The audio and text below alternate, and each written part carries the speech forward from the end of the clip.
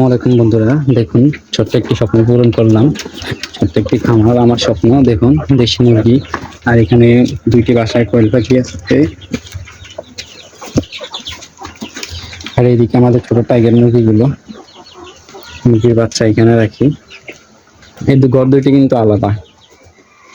দেখুন এখানে আমাদের কবুতর আছে, আর এই যে আমাদের টাইগার মুরগিগুলো দেখতে পাচ্ছেন, খাবার খাইতেছে ওরা।